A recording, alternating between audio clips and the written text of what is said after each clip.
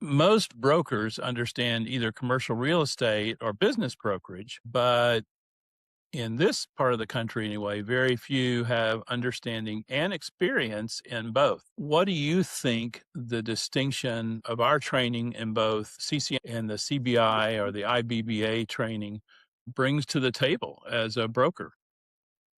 Much more experience, much more knowledge, and the ability to handle a business sale where the owner of that business, manufacturing, distribution, service, he owns the building.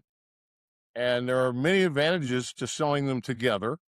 Nobody will overpay for a building more so than somebody who really wants to buy the business, Right. right? And you can actually structure those where you can slide some money, so to speak, from the business toward the building so that you have a larger chunk that you can 1031 after the sale.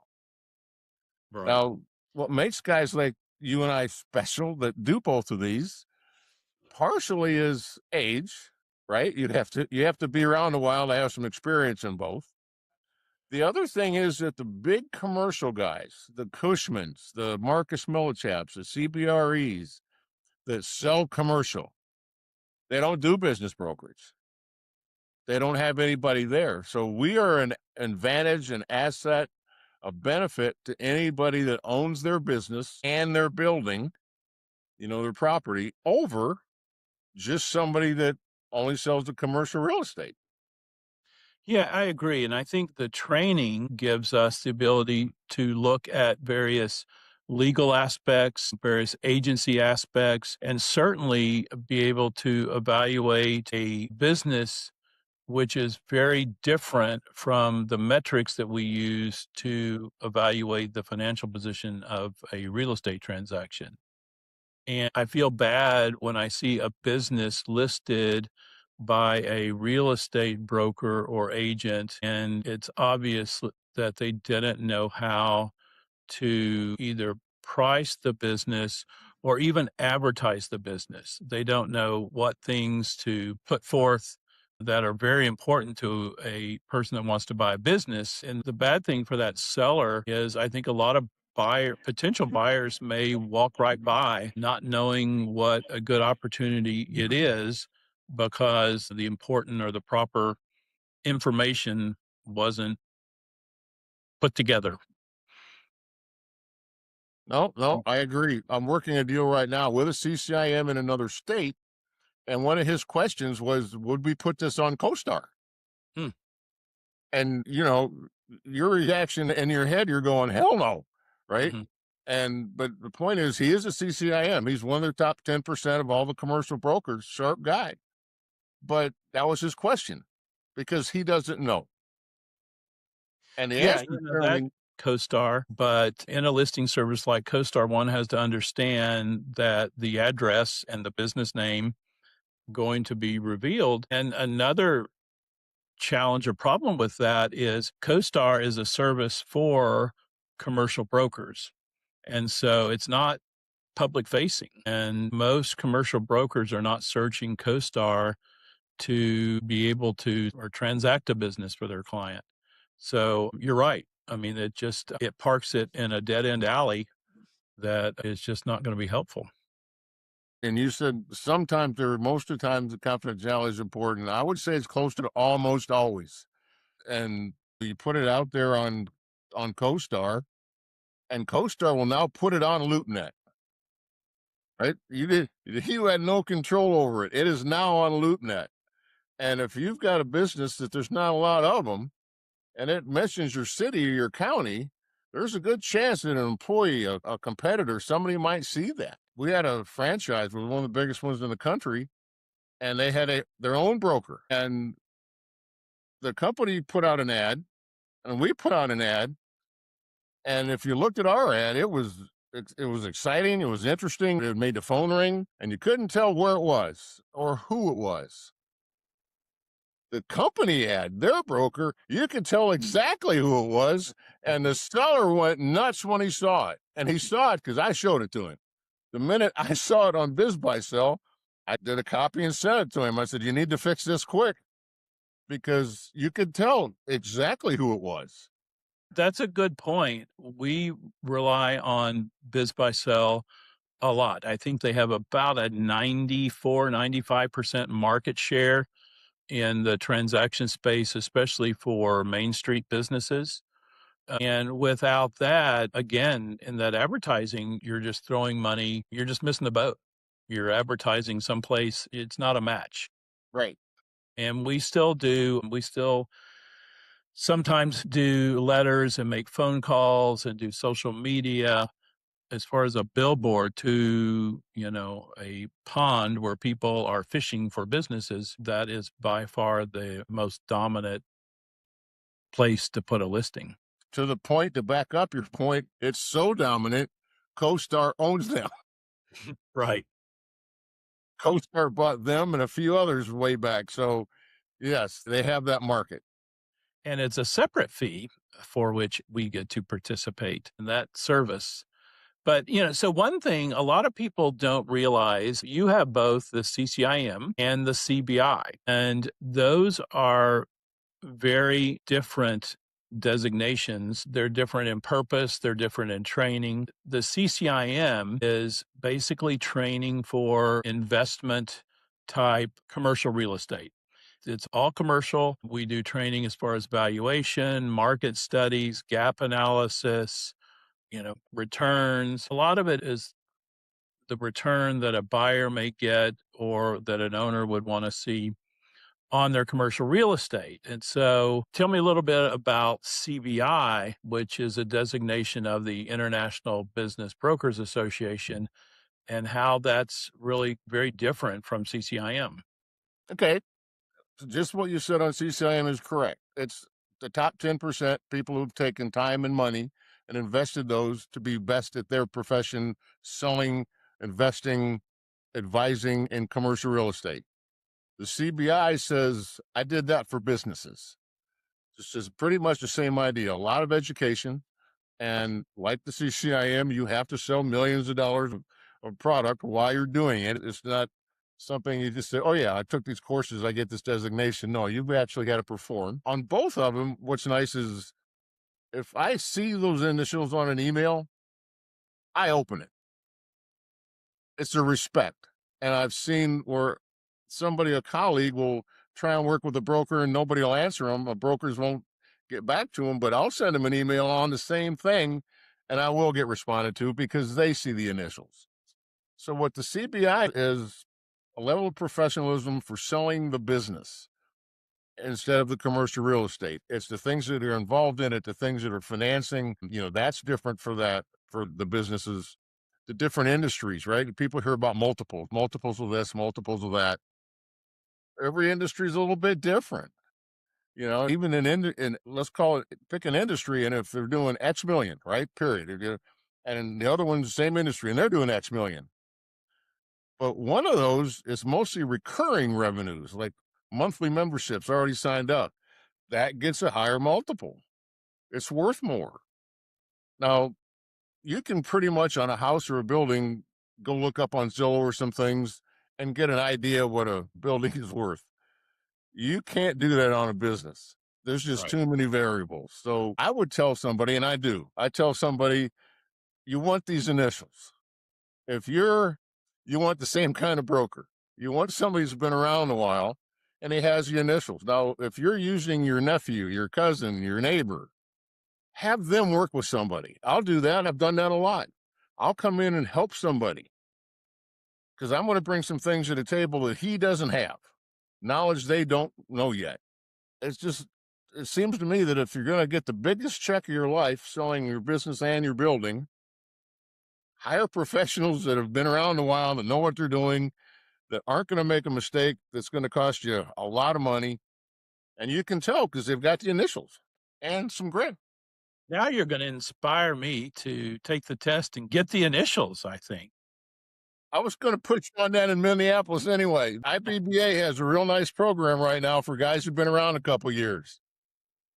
Certainly in Texas, in many states, there's no license requirement for a business broker.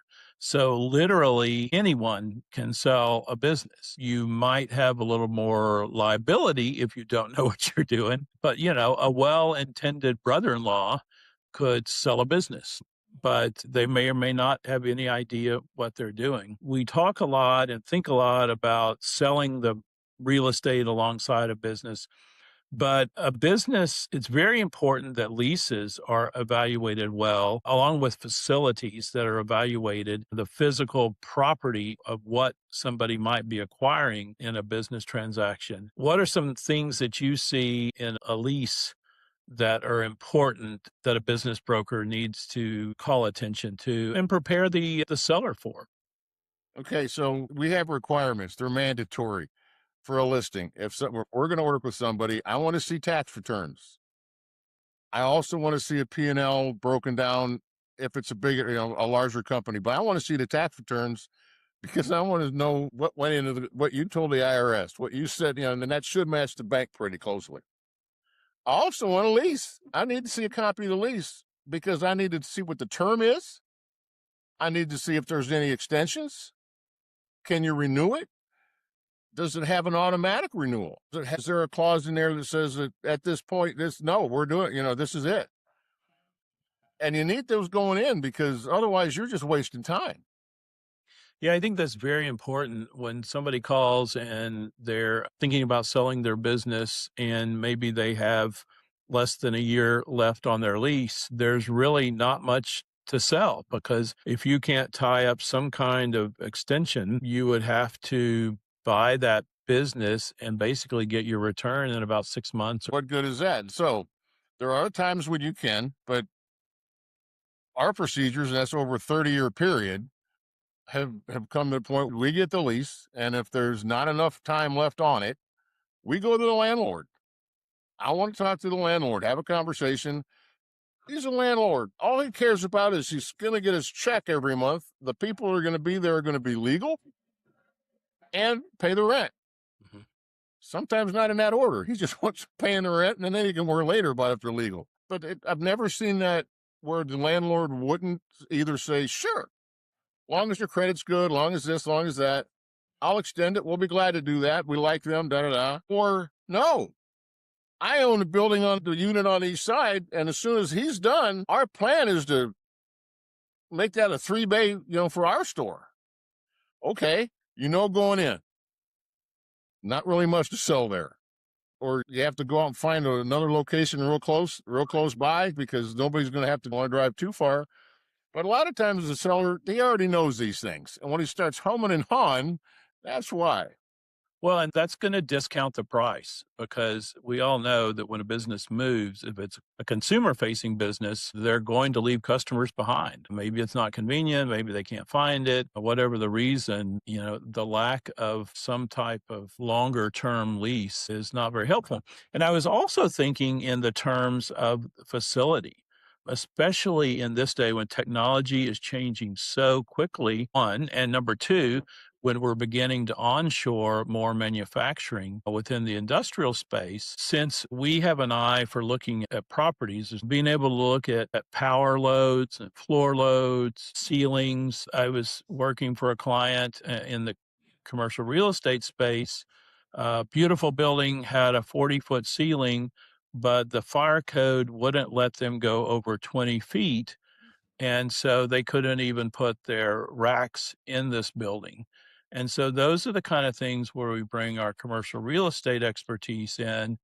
And, so in those instances, we would work with a seller to identify those things ahead of time and be able to at least build a story of why this business can be successful with the current constraints or what could be done to change it. Yep. You make a great point there. And at that point where you're bringing in a new business, you need to watch those. And I've seen those same constraints, right? I got a 40-foot building, but hey, the fire code is this, right? But if you're selling the business and the building together, you're selling the business and they're leasing that building, they're already there. Most Yes. of the time, that's going to go in there. The exception there is if they own the building and they're operating, they might be grandfathered in on sprinklers. But now that they're going to sell, Oops, it's got to be sprinkled. A way around that, just sell the business and the owner can keep the building and do a slow sale, a rent to own, a rent to lease, whatever you want to call it, phrase it. I'll leave that to the attorneys, where you didn't have to put in sprinklers. But those are the kind of things you can do that you see over time and experience. I want to go back a little bit on liability. Yes, there's huge liability on business sales. We're both part of EXP Commercial, 80,000 residential agents, that they can sell a commercial property. They cannot sell businesses. They cannot. And that's a liability. The people at the top, at the law firm that watches all of our tails, they've decided that there's just too much risk in a business sale from somebody who's not a professional at it. So they can't do it. They must refer it to us. Right. Yeah, and that dovetails in with my next thought, and that is environmental issues, which can create a lot of tremendous liability for the buyer and the seller. And that's an aspect in commercial real estate with our commercial real estate background and training that we look at and we understand. And we, especially if we are including the sale of a property, we are going to highly suggest that a phase one environmental study is conducted to look at what potential issues might come up. On a commercial side, you're absolutely right. That would be, as CCIMs, that'll be our responsibility. On a selling and business side, it's our responsibility to let the seller know that the bank, the lender, is going to demand at least a phase one. That's part of the checklist with the SBA. So we're not the bad guy at that point, but it's got to be done. And again, there's ways around it if you're experienced. If you just selling a building and it comes back dirty, generally the buyer says, no, I'm out. I'll go find something else. But again, that somebody who just wants that business will pay more or do more to get it. They'll buy that business. They won't buy the building. They'll lease the building. And then later, after they've had time to clean up whatever environmental issues there are, they'll buy the building. Now, we don't get the full commission. We get the commission on the sale of the business, but the seller still gets top dollar for it and it doesn't die.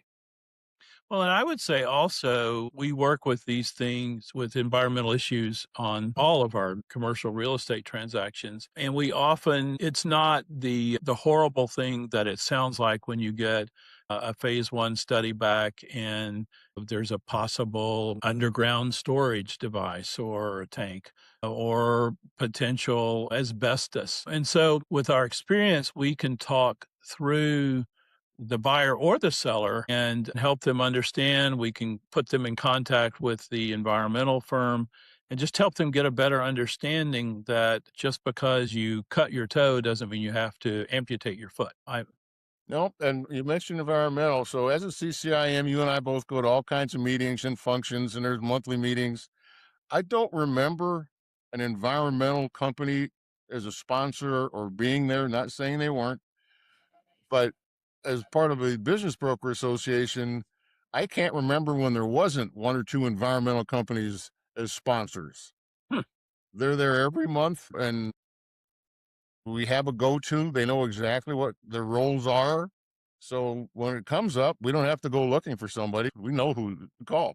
We know who to call that does good work and may be reasonably priced. There's a great deal of elasticity in environmental work. And if you're just Googling who's in the area, you may end up paying 2, 3, 4, 5 times the amount for a phase one that you would otherwise that you should pay. Which, speaking of paying, so in the business brokerage world, the SBA is, I would say, critical.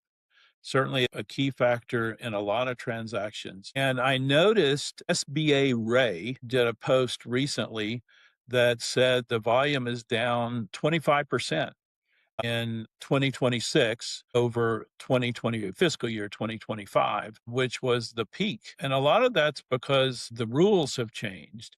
One of the things we do as business brokers is we have relationships with SBA lenders that are familiar with the sale of a business. And even though most banks can do an SBA guarantee on their loans, there's a big difference in an SBA lender that specializes in business sales.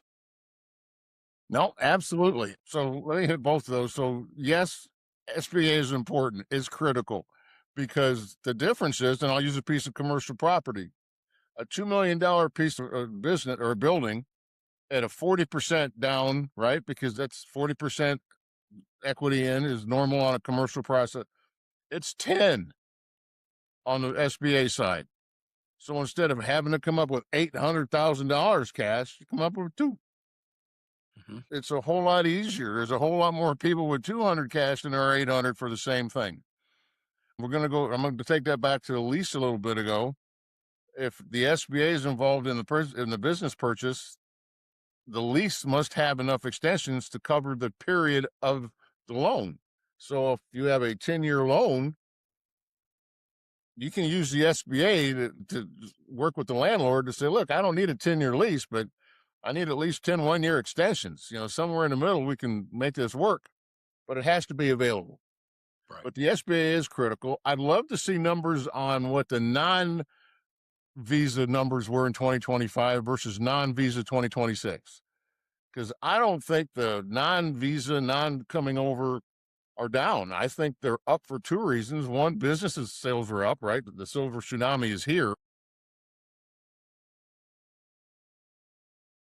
Well, there were other regulatory changes such as licensing requirements for like plumbing companies, for example. You in the past could have someone stay on as a minority owner and use their license. And I think now you have to be an active participant in the new entity. And in fact, it's interesting also in this same report that the big banks stepped up and underwrote a lot of the business transactions, or a significant amount, hundreds of millions in 24, but they've, for the most part, fallen off 40 to 60% with these new regulations that, if nothing else, you need to make sure that you're compliant.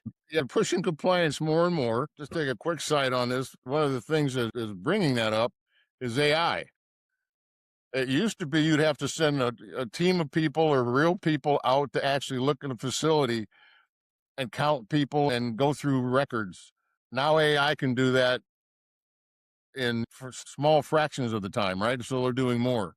But most of it has been, I'll call it legal compliance. Some of the immigration, some of the E2 visas, the H1Bs, the new demand that how much money they have, what we're doing or not doing, if you can get the visa at all for cash, if you can get an SBA loan for it.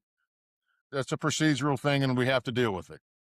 Well, and also, as of March 1st, the SBA will only fund transactions for U.S. naturalized citizens. So it's cut the pool somewhat from the worldwide pool that was attracted in 22, 23, and 24.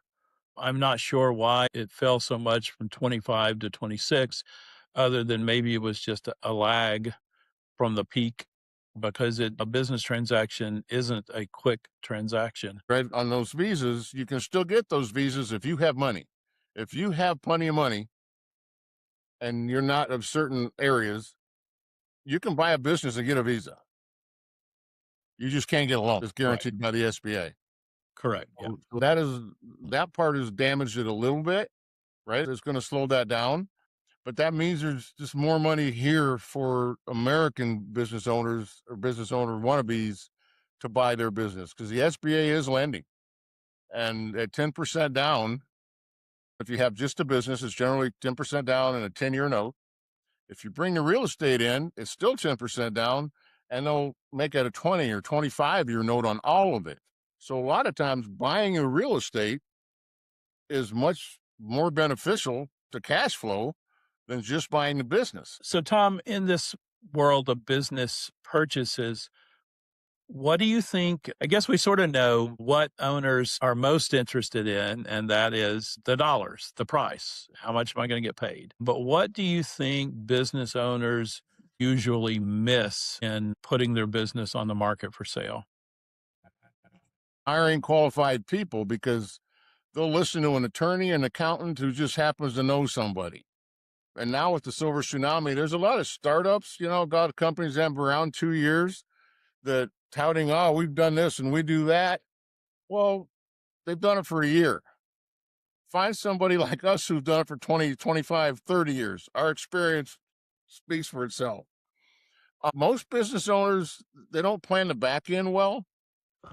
We just had one that we put back on the back burner because we were ready to sign. And I said, I haven't heard any plans, folks. When we're done, when we sell this, what are you going to do? And they didn't know. And the husband said, that's been bothering me. And I said, well, then let's not do this because until you're ready, we don't want to go down that road, or we're going to be a day or two before closing and you're going to want to not do this. Yeah, I think you just pointed out the exact pitfall is you might get a buyer, you might get everybody excited, you might identify all the terms and negotiate everything, and then it blows up at the end with cold feet But because they that, don't know. yeah, but again, that's part of the experience. I saw it, right? If they're not saying, I got this RV and we've got a plan, or we're going to Europe, or, we're going to go see all the grandkids and we're going to stay here with them. If there's no plan, once they sell it, once they're gone, you need to address that. But that's an experience thing. Otherwise, they're going to be a week, 2 days before closing, and they're going to back out. Would say also that one of the things I see that business owners miss is the value of systems, accounting systems, operating systems, personnel systems, things that have been defined so that a new owner can come in and at least know the rules, if you will, of how a company has been run. And every new owner's going to make some changes probably, but I don't think a lot of owners fully understand the effect that has on price and desirability of a business. I agree 100% with that. And it's hard to tell a guy who's owned it for 40 some years. He's raised his family, his kids, put them through college. Well, Bill, you're not doing this right. Right. That's a very touchy conversation. But you're absolutely right. There are times when our counseling of, all right, here's some things we need to do. Here's some things that will cost you X, but it'll make it 2 or 3 or 4 times more, valuable for you. And there's been a lot of conversations where you try to explain, well, here's something you can do to smooth your accounting. And he'll go, I know, but she's been with me for 42 years. Let the next guy fire her, or let the next guy do that. I'm not going to do that. Okay. We understand. I can still put that into the presentation and explain to a buyer why it hasn't been changed, why that system is missing when I got A, B, D. Why they miss C? Well, this is why. So you explain it to the buyer understands it, and the buyer may or may not change it in the first year or two, but he understands it, and you can put that number back into the valuation. What do you think makes a business harder to sell when you're in the middle of you've advertised it, you've got some people interested? What adds friction? Agreed. You explain to somebody multiple times why it's valued at X. And you explain to 3 or 4 qualified buyers who've proven the funds, and they're coming in and now they're putting in letters of intent, offers, discussions, and all of a sudden somebody gets a little proud. Well, if there's this many people willing to pay X, I want to raise this or I want to do that. No, that'll kill that deal. That'll kill that buyer because now you're not honest. Once we've taken it to market, there's an offer on the table and we're moving forward and the bank is happy, the buyer's happy, they get along. They generally run right through to closing. Everybody's happy. Uh, It's greed and fear. The IBBA conference, the national conference is coming up. What do you think is valuable about hopping on an airplane and going to the IBBA national conference? This one, I'll answer that 2 things. So, all the conferences, this is your profession. This is what you're doing for a living. This is the annual meeting of all the top people. You want to be there. You want people to see you there. You're networking with some of the other people from across the country you don't get to see all the time. And then later, when you need something or they need something from you, or you want to work a deal together, there's something in their neighborhood and in their state, you've already got that camaraderie going. The other thing is all the vendors, right? There's new products, there's new things that, AI. Come on, 2 years ago, we didn't know what AI was. Now there'll be half a dozen vendors talking about different ways to use AI to do things better. I'm definitely going to be bringing people over to the EXP booth because EXP Commercial is going to have a table there.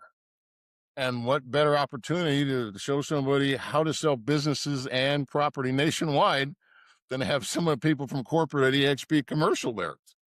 Right. I think AI is exactly right. I've put together a new format that I can do recasting, which used to take me a half a day in minutes and identify, that way I can spend more time, working with the seller and identify ways that we might could make things better or what that means for what they've got, what they're trying to accomplish. If I'm going to leave anybody with anything from today, it's if you're going to hire somebody to sell your business, with or without real estate, get some initials. If they don't have the CBI, have them find somebody that does, or make sure that they've been around a while. It's not a fly by night company. They just didn't start doing this. They're not doing it part time.